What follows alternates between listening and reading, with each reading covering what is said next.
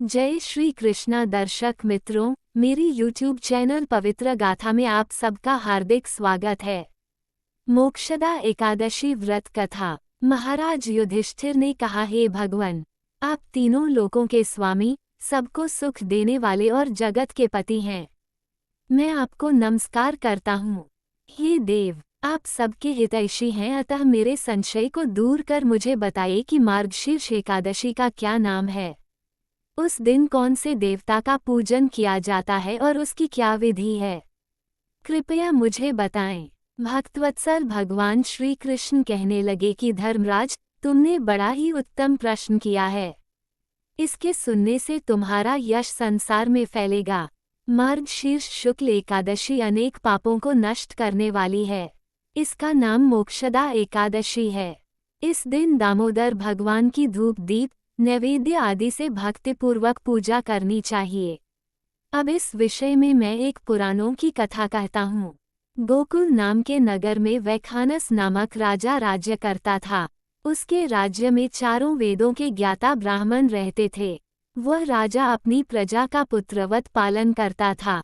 एक बार रात्रि में राजा ने एक स्वप्न देखा कि उसके पिता नरक में हैं। उसे बड़ा आश्चर्य हुआ। प्रातः वह विद्वान ब्राह्मणों के पास गया और अपना स्वप्न सुनाया। कहा, मैंने अपने पिता को नरक में कष्ट उठाते देखा है।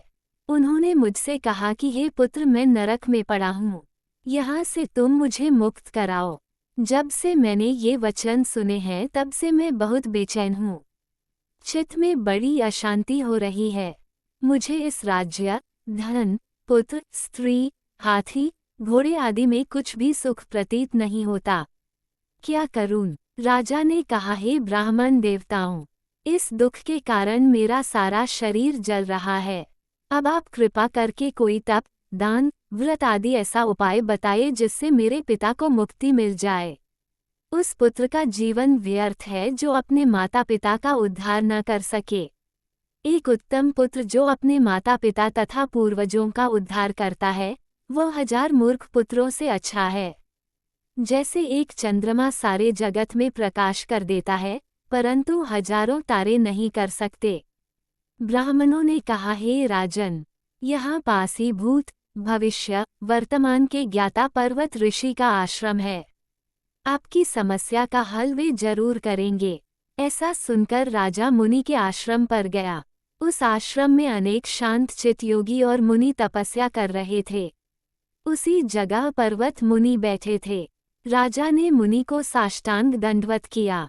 मुनि ने राजा से सांगोपांग कुशल पूछी। राजा ने कहा कि महाराज, आपकी कृपा से मेरे राज्य में सब कुशल हैं, लेकिन अकस्मात मेरे चित्त में अत्यंत अशांति होने लगी है। ऐसा सुनकर पर्वत मुनि ने आंखें बंद की और भूत विचारने लगे।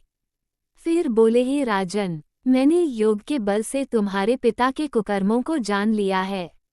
उन्होंने पूर्व जन्म में कामातुर होकर एक पत्नी को रति दी, किंतु सौत के कहने पर दूसरे पत्नी को ऋतुदान मांगने पर भी नहीं दिया। उसी पापकर्म के कारण तुम्हारे पिता को नरक में जाना पड़ा। तब राजा ने कहा, इसका कोई उपाय बताइए। मुनि बोले, हे राजन, आप मार्गशीर्ष एकादशी का उपवास करें और उस उपवास के पुण्य को अपने पिता को संकल्प कर दें। इसके प्रभाव से आपके पिता की अवश्य नरक से मुक्ति होगी। मुनि की ये वचन सुनकर राजा महल में आया और मुनि के कहने अनुसार कुटुंब सहित मोक्षदा एकादशी का व्रत किया। इसके उपवास का पुण्य उसने पिता को अर्पण कर दिया। इसके प्रभाव से उसके पिता को मुक्ति मिल गई और स्वर्ग में जाते हुए वे पुत्र से कहने लगे, हे पुत्र, तेरा कल्याण हो। ये कहकर स्वर्ग चले गए। मार्गशीर्ष मास की शुक्ल पक्ष की मोक्षदा एकादशी का जो व्रत करते हैं, उनके समस्त पाप नष्ट हो जाते हैं। इस व्रत से बढ़कर मोक्ष देने वाला और कोई व्रत नहीं है। इस कथा को पढ़ने या सुनने से वायपे यज्ञ का फल मिलता है। यह व्रत मोक्ष देने वाला तथा चिंतामणि के समान सब कामनाएं पूर्ण करने वाला है। दोस्तों, आपको ये कहानी अच्छी लगी तो कमेंट में जय श्री कृष्णा जरूर लिखिए। ऐसी और कहानी सुनने के लिए इसे लाइक, शेयर और सब्सक्राइब करिए। धन्यवाद।